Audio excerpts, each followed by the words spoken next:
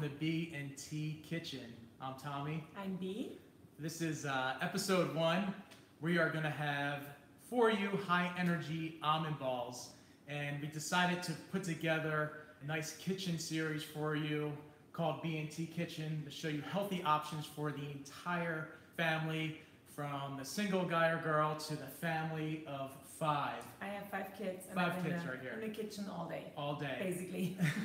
So B and I have known each other for about 5 years now, client, friends. We've made lots of food together, and we had this idea for a long time to bring to everybody amazing, amazing food for the entire family, from snacks, which we're going to show you right now, to full course meals, which will be in future episodes. We're going to be doing this once a week, so make sure you tune in, B&T Kitchen. So we're going to get right into episode 1. What do we got today, B? So I'm going to show you guys one of my favorite snacks I'm making on a weekly basis. Everybody eats them. They are almond butter energy balls. You do not have to use almond butter. You can use peanut butter, but I personally prefer almond butter. Yep. So I love my little Trader Joe's hacks. So I'm using rolled oats. These are gluten-free. Yeah, we're going to get right into the ingredients. Show them what it's all about. I also found Trader Joe's ground flaxseed. You can go to Whole Foods, no problem. We'll bring everything to the camera. Let's start off with the rolled oats starting off. So making sure, these are Trader Joe's rolled oats right there. Make sure you get organic. They're also low glycemic, so they won't spike your insulin. And gluten-free. And gluten-free, obviously. And this honey is also by Trader Joe's. It was a good find. This is raw and organic. They have at Whole Foods, again, tons of options, but this is a pretty good Trader Joe's. So once again, for honey, make sure you get raw. A lot of people are afraid of honey because of the sugar levels. If you only use roughly 2 tablespoons, it won't spike your insulin. And once again, it's low glycemic, so it's really good. What's next? Talk about the flaxseed for a second. Oh yeah, flaxseed. Yeah, flaxseed is amazing. A lot of you use this in smoothies. Really good fats, omega-3s, but most importantly, it is plant-based fats. A lot of people get most of their fats from animal products, a lot of meats, but avocados, flax seeds, those type of plant food omegas are absolutely awesome. So omega-3 flax seeds are for daily intake, and make sure you get organic, definitely organic. Almond butter. Yes, the lots almond butter. And lots of options in almond butter. Sometimes I mix 2 different brands just for the fun of it. If you find a brand you love, stick with that. You can use crunchy almond butter, smooth almond butter. It's going to change the texture. Like crunchy. Yeah, it changes the texture of the ball. So either one, but texture of the balls. Make sure that's important. So they have almond butter at Trader Joe's. This is, I believe, non-organic, but you can, if you want to spend more money. For sure, they have it at Whole Foods. This is a really, really good one. Stir it up with a spoon. There's natural separation on the top, but this one is smooth. This is really good. Yeah. Make sure you also, let me talk about almond butter for a second. A lot of people have this connection with peanut butter they love, which is awesome, right? Peanut butter is actually not a natural nut, so it could be a little bit harder for your digestive system. So it could make you a little bit gassy or whatnot, and you see that often when you have too much peanut butter.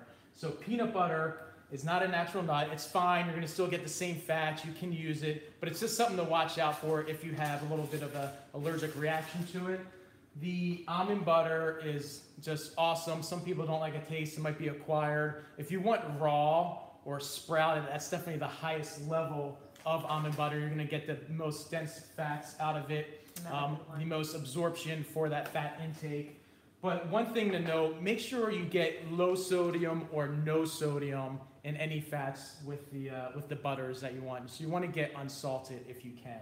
And it's a great source of protein, obviously, fats and protein. Chocolate chips. Oh, yeah. I love using organic chocolate chips. These are 65% cocoa. It's not too bad. Yeah. I actually found another brand at Whole Foods, which these are really hardcore. The red bag is 100% very, very bitter because there's basically no sugar in it. but it's more like an adult version. My kids prefer definitely 65 to 75% chocolate. Which is rare. A lot of kids Yeah. like the milk chocolate. Yeah, you don't even start there. You just give them dark chocolate from day one. That's a really good for most parents that I've seen. I know growing up that you start off your kid with a lot of the milk chocolate. So going into dark chocolate, it's an acquired taste. And there's a lot of science behind the dark chocolate. It's super healthy. It's a superfood, the cacao. But when you get over, roughly 70-75% cacao. So make sure you start off your kids, your family with 70-73%. You're going to get more of the nutrients from that. And you really don't need even the sugar from the less cocoa-rich chocolate chips, because we do put honey in it, so it's plenty of sweet, and it's not supposed to be dessert. It's supposed to be satiating, but trust me, you do not need milk chocolate. You can totally do dark chocolate. It's delicious. Yeah. It's delicious.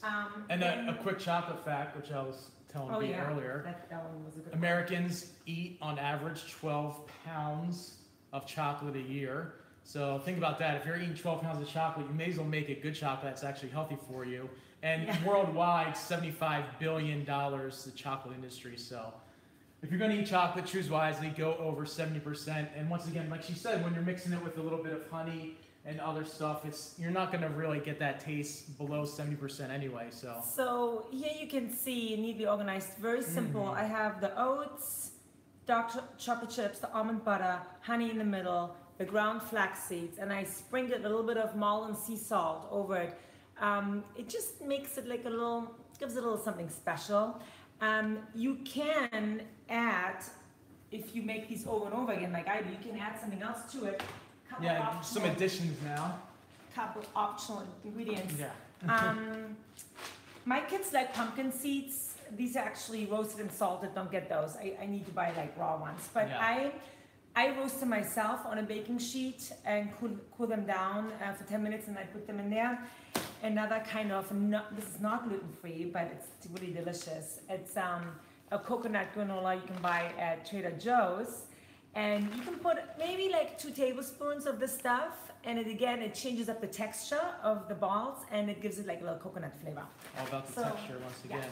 Pumpkin seeds are also good if you're detoxing, really good for the digestive system. So I always recommend putting pumpkin seeds in there, sneak them in, good fats, good protein once again. So I'm gonna show you guys how I mix these up. Now I personally wear gloves because I don't like almond butter stuck on my nails. I'm a dirty boy, so I will not ever wear gloves. I wear gloves all the time in the kitchen. I spend too much time in the kitchen and I feel like my hands get messed up. Plus, you don't really roll these, you kind of press them. So as you start combining the ingredients in the bowl, you're gonna feel that they might be a little crumbly because you don't really actually roll them, you kind of press them. So I'm gonna demonstrate a little bit to mix this up. Yeah. Here, I'll bring it in closer. I can't mix it when it's up in the air. Here we go. Okay, hold on. I'm gonna show you guys in a second. Yeah, some people, I know I make these with my hands and they just get all over your fingernails, everything. It's a pain in the butt to clean up. So with this type of gloves are great. product, you're gonna make a glove. The gloves could be beneficial for you if you don't feel like getting junk underneath your nails. Especially, I make these so often for my kids. It's different. They last a good week in the refrigerator. Oh yeah, so I store them in an airtight container. Airtight, make sure it's glass. And I just put them in the refrigerator. Yeah. And they're great. So this looks about right, texture-wise. And then, in terms of these ingredients, how much I've had in here, I make them about 1 inch in size. And you get at least 15 to 18 out of these. And it's also a good idea to definitely make these at room temperature. Don't ever put your nut butters in the refrigerator. Keep them at room temperature because otherwise... Room temperature, yeah. You're going to work really hard. They harden up and they won't be able to stretch out. Yeah, and this is it. And this is the end result. This is my little airtight container. Oh, yeah. Take that. I'm going to eat. He's going to eat all of those before he leaves. So yeah, favorite little snack. My kids love these in the afternoon instead of a granola bar. They come home from school, or like the same old banana. They love this. Tommy uses these in racing. right? You've used those running and stuff. Sorry, he's chewing.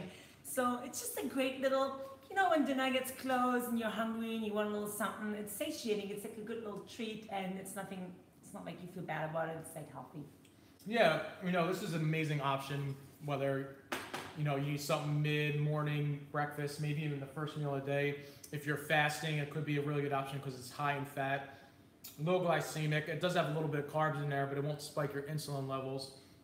And those of us that work out, train hard, I know when I do my mountain races, I know when I do my trail running, I have at least 5 or 6 of them on long races, or I'll do like 2 or 3 mid 10-mile run or something like that. Gives me a lot of energy.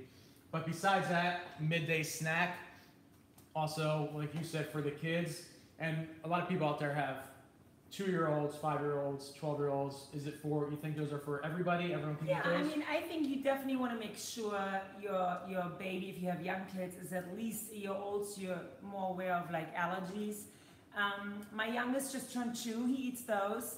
He's a big healthy boy. He can pretty much eat anything. Big boy. But I think kids in general, he's just developing a taste for it. He knows that chocolate is in there, so he sees the chocolate chips and he's good. But I think 2 years is a good age. I think kids for 2 years and above. Yeah, go get it. So that's the option. The recipes are down below. So if you guys have any questions, make sure you comment. I'm sure a lot of you will look back at the video. It'll be streaming. We're here to answer questions, the health benefits of everything.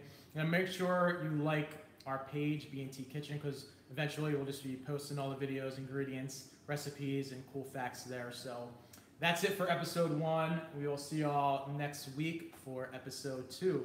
That's it. Thank Thanks, everybody. you for watching. Bye.